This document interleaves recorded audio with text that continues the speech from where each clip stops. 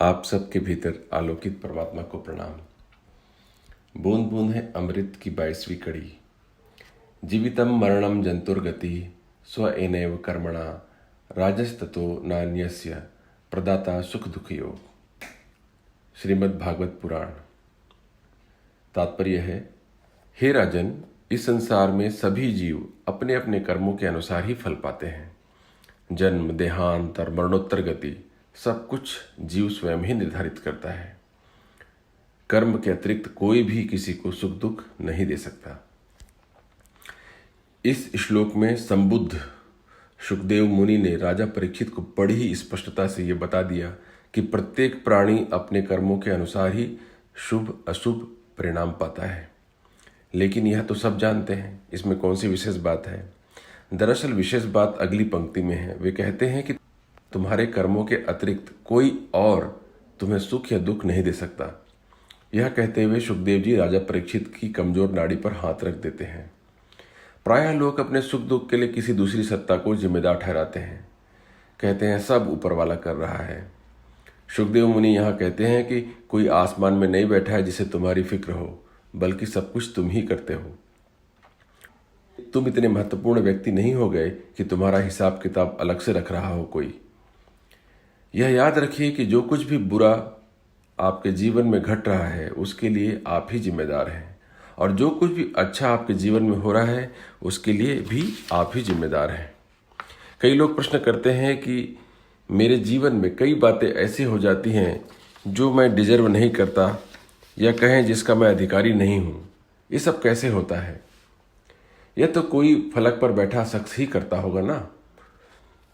उत्तर है, बिल्कुल भी नहीं। यह सब प्रारब्ध कर्मों की वजह से होता है। वस्तुतः प्रारब्ध कर्मों की जगह प्रारब्ध कर्मों के संस्कारों की वजह से कहना ज़्यादा उचित होगा। और प्रारब्ध कर्म आखिर हैं क्या? आप ही के हैं। प्रारब्ध ही भाग्य है। भाग्य कहीं ऊपर से आपके जीवन में नहीं टपकता, बल्कि अतीत में बीते हुए समय में आपके ही पुरुषार्थ का परिणाम है। वर्तमान के शुभाशुभ कर्म ही भविष्य में आपका भाग्य या प्रारब्ध बनाते हैं। इन्हीं प्रारब्ध कर्मों की वजह से आपको कई बार आपकी मनचाही चीजें मिल जाती हैं बिना किसी विशेष प्रयास के, और दूसरे लोग कठोर परिश्रम और सही दिशा में प्रयास के बावजूद भी वह हासिल नहीं कर पाते। शुकदेव जी राजा परीक्षित को इस श्लोक के जरिए यही बताने की कोशिश कर रहे हैं कि तुम अपने जीवन के लिए स्वयं ही पूर्ण रूप से जिम्मेदार हो।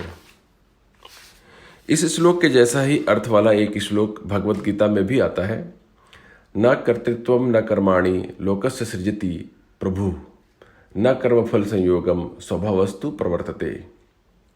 अर्थात ईश्वर मनुष्यों के कर्तापन, कर्म और कर्मफल के लिए कारण नहीं है, अर्थात उत्तरदायी नहीं है, बल्कि यह सब स्वभाव ही बरतता है। इन अत्यंत मार्मिक, तर्कसंगत और साहसिक श्लोकों को समझने के बाद भी किसी की आंख न खुले तो क्या किया जाए? अगर सब कुछ मनुष्य स्वयं करता है और भोगता है तो किसी ईश्वर को या ईश्वर और भगवान की मान्यता को बीच में लाने की क्या आवश्यकता है? श्री निर्मल साहिब का एक पद है, माया का फल दुख है, तजना है फल सुख। अब ईश्वर का कौन सा रहा प्रयोजन मुख्य? जब मनुष्य इस तथ्य को स्वीकार कर लेता है तो उसके जीवन में यकायक एक अद्भुत क्रांति घट जाती है। वह अपने जीवन की कमान अपने हाथ में ले लेता है। वह एक कटी पतंग की तरह नहीं होता जिसे हवा अपने इशारों पर नचाती है। अब वह अपने जीवन रूपी नाटक की पटकथा या स्क्रिप्ट स्वयं लिखता है, स्वयं निर्देशित करता है और स्वयं ही अभिनय करता है। ऐसे व्यक्ति का संपूर्ण जीवन अब शिकायत रहित हो जाता है। अब वह हर एक घटना की जिम्मेदारी स्वयं लेता है और परिस्थिति के अनुसार स्वयं